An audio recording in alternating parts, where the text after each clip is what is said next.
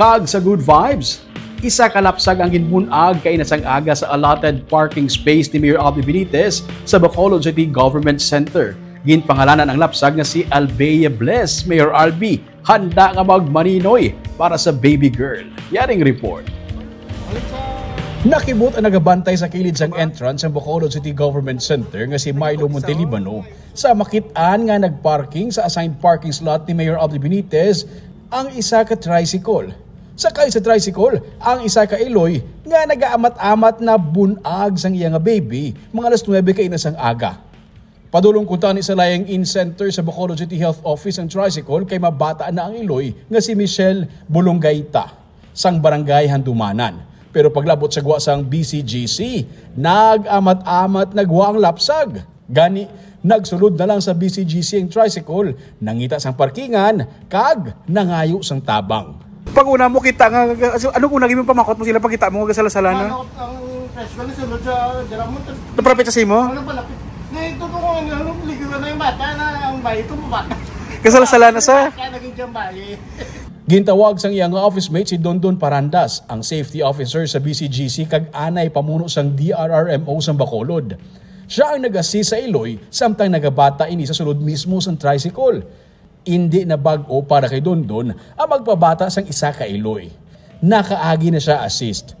Wala man siya sa medical field pero ang training niya sa DRRMO ang nakahatag sa iya sang ihibalo kung paano magpabata sa isa ka manugbata nga iloy. Kaya mo ito gina-assist na lakon nga ano ang baby, kung i-check kung ginawa ang baby nga paano na. Kasi so far daw okay man condition sa baby. Kag gina-assist mo na mo na sang nanay. Kung okay man ang sitwasyon kag ang vital signs sang nanay.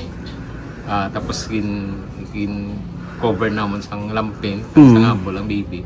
Safe nga nabunag ang bata kag safe man pati ang iloy. Galayon sila nga gindala sa lying in.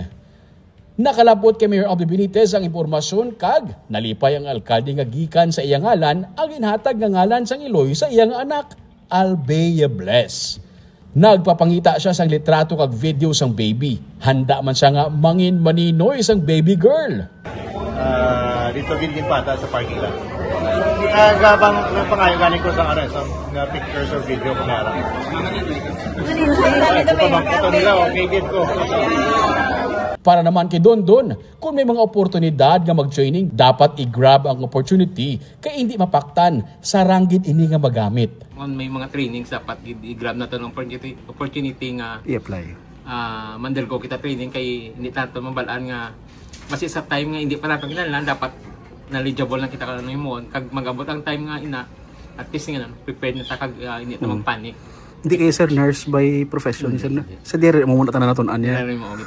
Ini ang ikaapat na ni Dondon nga insidente sa pagpabata sa isa ka iloy. Si Albea Bless naman ikalima nga bata ni Michelle.